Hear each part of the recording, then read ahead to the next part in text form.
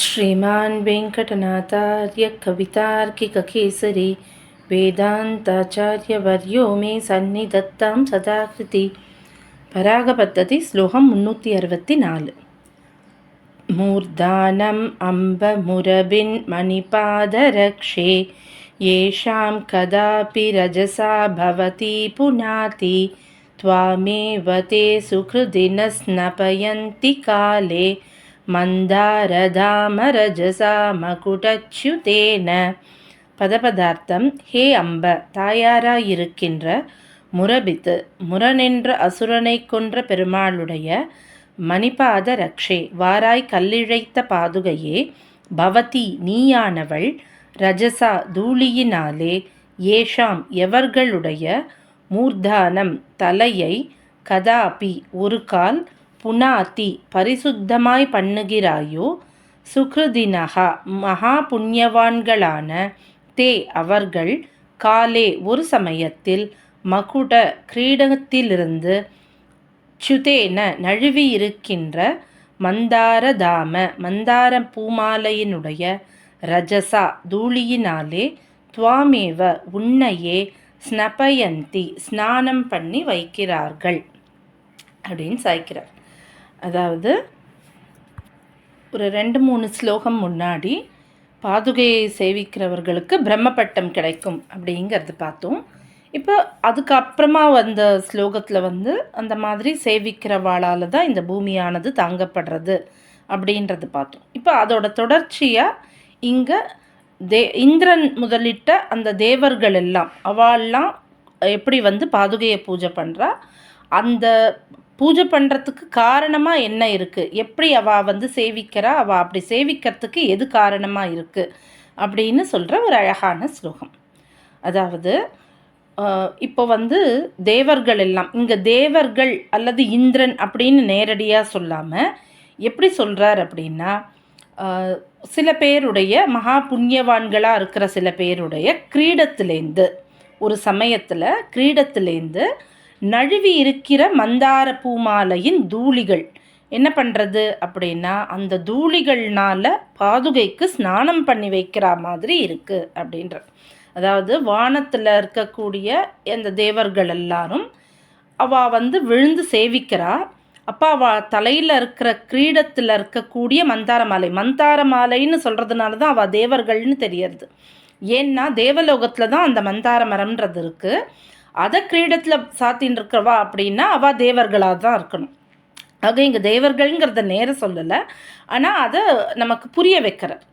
அந்த மந்தார மாலையிலிருந்து தூசுகள் கிளம்பி அந்த தூளிகளானது திருவடியில், பெருமாளோட திருவடியில் இருக்கக்கூடிய பாதுகைக்கு சேர்றது எப்படி இருக்குது அப்படின்னா, பாதுகைக்கு ஸ்நானம் பண்ணி வைக்கிற மாதிரி, ஸ்னபயந்தி ஸ்நானம் பண்ணி வைக்கிற மாதிரி இருக்கின்றார். அவ்வளவு பூக்கள்லேருந்து அந்த மகரந்த தூள்கள்லாம் விழறது எப்படி இருக்குது, அந்த பொடிகள், மகரந்த பொடிகள் எப்படி இருக்குன்னு பார்த்தோன்னா பாதுகைக்கு ஸ்நானம் பண்ணி வைக்கிற மாதிரி இருக்குது அப்படிங்கிற. அப்போ இதுலேருந்து நமக்கு என்ன தெரியறதுன்னா, இந்த மந்தார மாலைன்னு சொன்னதுனால சேவிக்கிறவா தேவர்கள்னு தெரியறது. அவள் சேவிக்கும்போது அந்த மகரந்த பொடிகள் ஸ்நானம் பண்ணி வைக்கிற அளவுக்கு அப்படின்னா எவ்வளவு மந்தார மாலைகள் அவள் தலையில் சூடின்னு இருக்கான்னு தெரியறது. அது அச்சுதேன சுதேன அப்படின்னு சொல்லியிருக்கிறதுனால, நழுவி இருக்கின்றன்னு சொன்னதுனால, எப்போ தலையிலிருந்து அது நழுவும்னா அவள் சேவிச்சாதான் அது நழுவும். ஆக இதில் இந்த மாதிரி பதப்பிரயோகத்தினால நமக்கு அந்த விஷயத்தை நமக்கு புரிய வைக்கிறார். இதுக்கான நேரடியான வார்த்தைகள் இல்லைனாலும் நமக்கு அதன் மூலமாக அதை புரிய வைக்கிறார். சரி, இவாளுக்கெல்லாம் இப்போ சேவிக்க வேண்டிய அவசியம் என்ன, எதனால் இப்போ சேவிக்கிறா அப்படின்னா, இவாள்லாம் முதல்ல யார் அப்படின்னா மகா புண்ணியவான்கள், சுக்ருதினகா மகா புண்ணியவான்கள். இவா எப்படி இப்போ மகா புண்ணியவான்களாக ஆனா அப்படின்னு பார்த்தோன்னா, பவதி நீயானவள், ரஜசா தூளியினாலே, ஏஷாம் எவர்களுடைய மூர்தானம் தலையை, கதாபி ஒரு கால், பரிசுத்தமாய் பண்ணுகிறாயோ அப்படிங்கிற. ஏதோ ஒரு காலத்தில் அவள் சேவிக்கும் பொழுது பாதுகையின் தூளிகளானது அவளை பரிசுத்தம் பண்ணதுனால இப்போ அவள் தேவர்களாகி மந்தார மாலையை சூட்டிண்டு அதுக்கு நன்றி தெரிவிக்கும் விதமாக அந்த மந்தார மாலைகளில் இருக்கக்கூடிய மகரந்த தூள்கள் மூலமாக ஒரு ஸ்நானம் பண்ணி வைக்கிற மாதிரி சேவிக்கிறா. ஆக ஒரு காலத்தில் இவ பாதுகையை சேவிச்சவா இன்னைக்கு தேவர்களாக இருக்கா அப்படின்னு சொல்கிற ஒரு விஷயமா நமக்கு இதை கொடுத்துருக்கார். இவ ஒரு காலத்தில் சேவிக்கும் பொழுது பூலோகத்தில் இருந்து சேவிச்சிருப்பா. அப்போ இப்போ அவளுக்கு அதுக்கான ஒரு அப்கிரேடேஷனாக இப்போ அவளுக்கு இந்திர பதவி அல்லது தேவர்கள் பதவியெல்லாம் கிடச்சிருக்கு. அப்போ இவா உலகத்தில் இருந்தப்ப, நம்ம இந்த பூலோகத்தில் இருந்தப்ப இவா சேவிச்சா அப்படிங்கிறத பெரிய ஆழ்வார் நமக்கு ரொம்ப அழகாக கொடுத்துருப்பார். பூதம் 5 வேள்வி 5 புலன்கள் 5 பொறிகளால் ஏதமொன்றுமில்லாத வன்கையினார்கள் வாழ் திருக்கோட்டியூர் நாதனை நரசிங்கனை நவின்றேத்துவார்கள் உழக்கிய பாதத்தூளி படுதலால் இவ்வுலகம் பாக்கியம் செய்ததே அப்படின்னு. அதாவது பூதம் 5 வேள்வி 5 அப்படின்னா அந்த பஞ்ச கர்மேந்திரியங்கள் ஞானேந்திரியங்கள் இதெல்லாம் புலன்கள் 5 பொறிகளால் இதெல்லாத்தையும் அடக்கி ஒரு வேள்வியை நடத்தி, அதாவது மனசை அடக்கி ஒரு வேள்வி மாதிரி அவள் ஒரு தபம் மாதிரி இருந்து அவள் என்ன பண்ணா அப்படின்னா திருக்கோட்டியூர் நாதனை நரசிங்கனை அவரை சேவிச்சிருக்கா.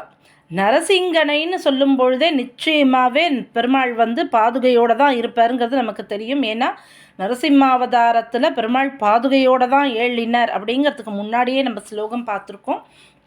ஆக அப்படிப்பட்ட நரசிங்கனை சேவிக்கும் பொழுது என்ன ஆறுது, பாதுகையை சேவிக்கிறா. அவளுக்கு பாதுகையின் அனுகிரகம் கிடைச்சதுனால அவளே எப்பேற்பட்டவாளா ஆறா அப்படின்னா அந்த மாதிரி நவின்றேத்துவார்கள் உழக்கிய பாததூளி படுதலால், அவளோட பாததூளி படுதலால் இவ்வுலகம் பாக்கியம் செய்ததே அப்படிங்கிறார் ஆழ்வார். அவளால் இந்த உலகமே பாக்கியம் பண்ணித்தது. இப்போ ஒரு 2-3 ஸ்லோகம் முன்னாடி நம்மளும் இந்த மாதிரி பார்த்தோம். இந்த மாதிரி மகான்களுடைய பாததூளியினால் இந்த உலகம் வாழ்விக்கப்படுகிறது அப்படிங்கிறது. அந்த மாதிரி இருக்கிறவாள்லாம் என்ன பண்ணுறா, இப்போது அந்த நன்றியை தெரிவிக்கிறதுக்காக பாதுகைக்கு மந்தார மாலையினால் உருவாக்கப்பட்ட ஒரு அந்த மகரந்த பொடிகள் அதன் மூலமாக ஸ்நானம் பண்ணி வைக்கிற மாதிரி இருக்குது அப்படிங்கிற. இது தேவநாதன் பற்றி விஷயமாக தெய்வநாயக பஞ்சாஷத் சேவிக்கும் போது சுவாமி சாய்ச்சிருப்பார். பிரணத்த சுரகிரீட்ட பிராந்த மந்தாரமாலா விகலித மகரந்த ஸ்னிக்த பாதார விந்தகா அப்படின்னு. பிரணத்தை சேவிக்கிறா யாரு அப்படின்னா சுரகிரீட்ட, சுரர்கள் தேவர்கள் எல்லாரும் கிரீடங்களில் இருக்கக்கூடிய பிரணத்த சுரகிரீட்ட பிராந்த மந்தார மாலா, மந்தார மாலையை சூட்டிண்டு அவள்லாம் தேவநாதனை சேவிக்கிறா அப்படின்னு தெய்வநாயக பஞ்சாஷத்துலேயும் சாய்ச்சிருப்பார் சுவாமி. அந்த மாதிரி இங்கேயும் மந்தார மாலையை அவள்லாம் தரிச்சுண்டு பாதுகையை சேவிக்கிறா. அதுலேருந்து ஏற்படக்கூடிய அந்த மகரந்த தூள்கள்னால பாதுகைக்கு ஒரு ஸ்நானம் பண்ணி வச்ச மாதிரி இருக்குது அப்படின்னு சாய்க்கிறேன். ஆக இங்கே நேரடியாக எந்த வார்த்தை பிரயோகமுமே இல்லாமல், ஆனால் அதை ஒரு சந்தேகம் இல்லாமல் நமக்கு புரியற அளவுக்கு சுவாமி சாய்ச்சிருக்காருன்னா அவருடைய அந்த கவிதா சாமர்த்தியமும் தெரியறது. ஆனால் அதே சமயத்தில் நமக்கு இது புரியணும்னு அவருக்கு இருக்கிற அந்த வாத்சல்யமும் புரியறது நமக்கு. ஆக இந்த ஸ்லோகத்தின் மூலமாக தாயாருக்கு சொல்லும் பொழுது கூட ஸ்ரீஸ்துதியில் கூட கல்யாணானாம் அவிகலநிதி காப்பிகாருண்ய சீமா நித்யாமோதா நிகமவச்சசா மௌலி மந்தார மாலா அப்படின்னு. இந்த மந்தார மாலையை சூடிண்டு இந்த தேவர்கள் எல்லாம் சேவிக்கிறது பெருமாளை அப்படின்னு சொன்னது தெய்வநாயக பஞ்சாஷத். பிராட்டிய அப்படின்னு சொன்னது ஸ்ரீஸ்துதி நம் சுவாமியோட வெவ்வேறு ஸ்லோகங்களில். இப்போ பாதுகா சகஸ்ரத்தில் அந்த மந்தார மாலையை சூட்டிண்டு அவள் சேவிக்கிறது யாரை அப்படின்னா பாதுகாதேவியை. பாதுகாதேவி அப்படின்றவோ தாயாருக்கு சமமாக நமக்கு எல்லா அனுகிரகத்தையும் பண்ணுறதுனால அம்ப அப்படின்னு இங்கே சாய்ச்சிருக்கார் பாதுகாதேவியை. ஆக நமக்கு இந்த ஸ்லோகத்தின் மூலமாக இந்த தேவர்களுக்கு ஒரு காலத்தில் பாதுகையின் அனுகிரகம் ஏற்பட்டதுனால இன்றைக்கு அவர்கள் தேவர்கள் ஆனதுனால தங்களுடைய நன்றியை தெரிவிக்கும் விதமாக மந்தார பொடியின் மூலம் பாதுகைக்கு ஒரு ஸ்நானம் பண்ணி வைக்கிறார்கள் அப்படின்னு அழகாக ஒரு கவிநயத்தோடு நமக்கு கொடுத்துருக்காரடியே. கவிதார்க்கிக சிம்மாய கல்யாண குணசாலினே ஸ்ரீமதே வெங்கடேசாய வேதாந்த குரவே நமஹா.